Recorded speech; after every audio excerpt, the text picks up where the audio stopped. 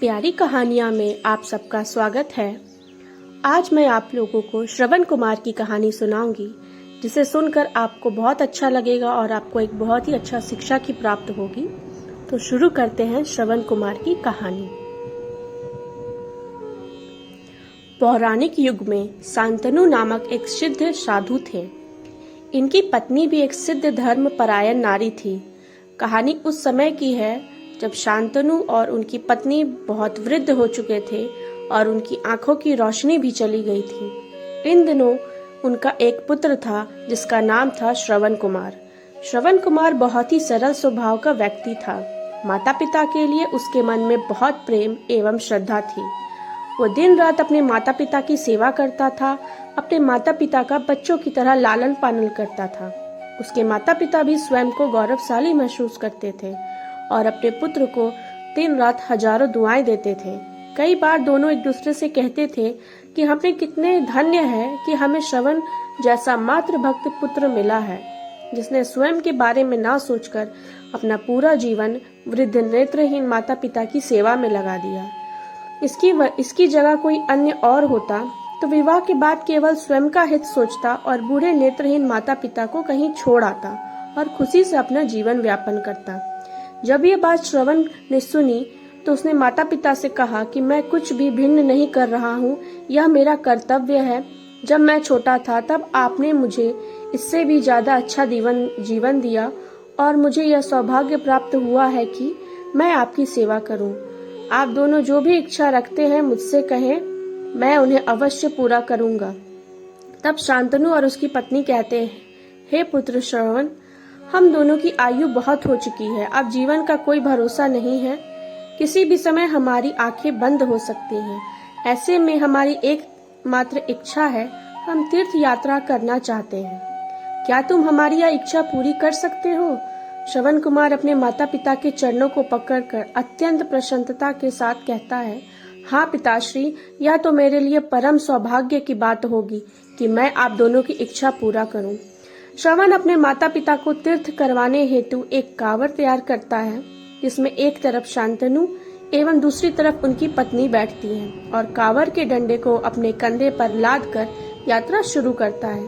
उसके हृदय में माता पिता के प्रति इतना स्नेह है कि उसने उस कांवड़ का भार भी नहीं लगता। अपने पुत्र के इस कार्य से माता पिता का मन प्रसन्नता से भर उठता है और वे पूरे रास्ते अपने पुत्र श्रवण को दुआएं देते आते हैं। तीर्थ करते समय जब वो तीनों अयोध्या नगरी पहुँचे तब माता पिता श्रवण से कहते हैं कि उन्हें प्यास लगी है। श्रवण कांवड़ को जंगल में रखकर हाथों में पत्तों का पात्र बनाकर सरयू नदी से जल लेने जाता है। उसी समय उस वन में अयोध्या के राजा दशरथ अखेट पर निकले थे। उसने घने वन में वह हिरण को शिकार बनाने के लिए उसका पीछा कर रहे थे। तभी उन्हें घने जंगल में झाड़ियों के पार सरयू नदी से पानी के हलचल की आवाज आती है। उस हलचल को हिरण के पानी पीने की आवाज समझकर महाराज दशरथ शिकार के उद्देश्य से तीर चला देते हैं और उस तीर से श्रवण कुमार के हृदय को आघात पहुंचता है, जिससे उसके मुंह से पीड़ा भरी आवाज निकलती है, जिसे सुनकर दशरथ स्तंभ रह जाते हैं और कुछ अनहोनी का उन्हें एहसास होता है और वो भागकर सरयू नदी के तट पर पहुंचते हैं, जहां वे अपने तीर को श्रवण के हृदय में लगा देखकर भयभीत हो जाते हैं और उन्हें अपनी भूल का एहसास होता है। दशरथ श्रवण कुमार के समीप जाकर उससे क्षमा मांगते हैं। तब अंतिम सांस लेता श्रवण कुमार महाराज दशरथ को अपने वृद्ध नेत्रहीन माता पिता के बारे में बताता है और कहता है कि वह प्यासे हैं, उन्हें जाकर पानी पिला दो और उसके बाद उन्हें मेरे बारे में कहना। और इतना कहकर श्रवण कुमार मृत्यु को प्राप्त हो जाता है। भारी हृदय के साथ माता पिता के पास पहुंचते हैं और उन्हें पानी पिलाते हैं।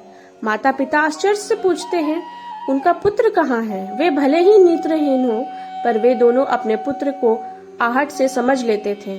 माता पिता के प्रश्नों को सुनकर महाराज दशरथ उनके चरणों में गिर जाते हैं और बीती घटना को विस्तार से कहते हैं। पुत्र की मृत्यु की खबर सुनकर माता पिता रोने लगते हैं और दशरथ से उन्हें अपने पुत्र के पास ले जाने को कहते हैं। महाराज दशरथ कांवड़ उठाकर दोनों माता पिता को श्रवण के शरीर के पास ले जाते हैं।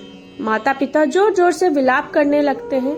उनके विलाप को देखकर महाराज दशरथ को अत्यंत ग्लानि का आभास होता है और वे अपनी करनी की क्षमा याचना करते हैं।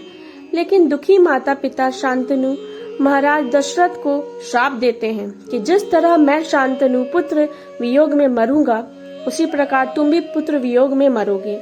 इतना कहकर दोनों माता पिता अपने शरीर को त्याग कर मृत्यु को प्राप्त हो जाते हैं।